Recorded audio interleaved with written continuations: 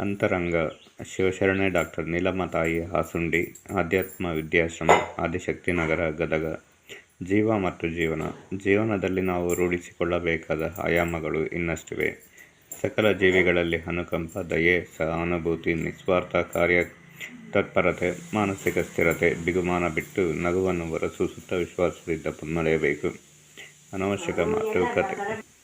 ಅನವಶ್ಯಕ ಮಾತುಕತೆಗಳನ್ನು, ಕ್ಷುಲ್ಲಕ ವ್ಯವಹಾರಗಳನ್ನು ನಿಲ್ಲಿಸಿ ವೃತ್ತಿಪರ ವಿಮರ್ಶಿಸುತ್ತಾ, ಪೂರ್ವಾಪರ ವಿಮರ್ಶಿಸುತ್ತಾ ವಿವೇಕಶೀಲರಾಗಿ ಮನಸ್ಸನ್ನು ಪ್ರಸನ್ನವಾಗಿ ಇಟ್ಟುಕೊಂಡರೆ ಇಂಥ ಜಟಿಲ ಸಮಸ್ಯೆಗಳನ್ನು ಸರಿಪಡಿಸಿಕೊಳ್ಳಬಹುದು.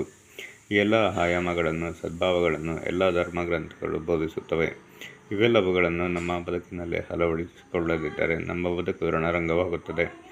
ಒಳಗಣ ರಣರಂಗ, ಹೊರಗಣ ಶೃಂಗಾರವೇನು ಎಂಬ ಪ್ರಭುಗಳ ಪ್ರಶ್ನೆಗೆ ನಮ್ಮ ಬದುಕೇ ಉತ್ತರವಾಗುತ್ತದೆ. ಮನಸ್ಸಿನಲ್ಲಿ ಕೋಪ, ತಾಪ, ಚಿಂತೆ, ಭಯ, ದ್ವೇಷ, ಅಸೂಯೆಗಳಿಗೆ ಇಂಬುಗೊಟ್ಟರೆ ಬದುಕು ಭವಾರಣ್ಯವಾಗುತ್ತದೆ. ಬದುಕುವ ಮನುಷ್ಯ ಜೀವನವನ್ನು ಕ್ರಮಬದ್ಧವಾಗಿ ಸಂಸ್ಕಾರದಿಂದ, ಸಾಧನೆಯಿಂದ ಮನಸ್ಸನ್ನು ನಿಗ್ರಹಿಸಿಕೊಳ್ಳಬೇಕು. ವ್ಯಕ್ತಿಯ ಅಭ್ಯುದಯ, ಸಮಾಜದ ಕಲ್ಯಾಣವನ್ನು ಬಯಸುತ್ತಾ ಶಾಂತಿ ಸಂತೃಪ್ತಿಯನ್ನು ಹೊಂದಬೇಕು. ಜೀವ ಪ್ರಾಣ ನಮ್ಮ ಮಾತನ್ನು ಕೇಳುವರಿಲ್ಲ, ಜೀವನ ನಮ್ಮ ಮಾತನ್ನು ಕೇಳುತ್ತದೆ ಎಂಬುದೊಂದು ನಾಣ್ಣುಡಿ. ಅದರಂತೆ ನಮ್ಮ ಬದುಕನ್ನು ಅರ್ಥಪೂರ್ಣವಾಗಿ, ಆದರ್ಶಯುತವಾಗಿ ಕಟ್ಟಿಕೊಳ್ಳುವ ಸ್ವಾತಂತ್ರ್ಯ ನಮಗೆ ಇದ್ದೇ ಇದೆ.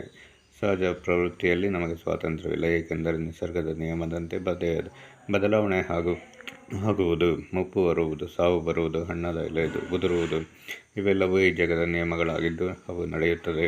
ಆದರೆ ಇನ್ನೊಂದು ಪ್ರಯತ್ನಪೂರ್ವಕ ಪ್ರವೃತ್ತಿ ಸಾಧ್ಯ ಇದೆ. ಅದುವೇ ಜೀವನದಲ್ಲಿ ಸಾಧಿಸಬೇಕಾದದ್ದು.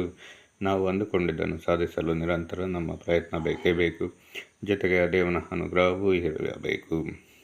ಜೀವನದ ಮಧ್ಯದಲ್ಲಿರುವ ಅವಕಾಶವನ್ನು ಸಾರ್ಥಕಪಡಿಸಿಕೊಳ್ಳುವಲ್ಲಿ ನಾವು ಸ್ವತಂತ್ರ.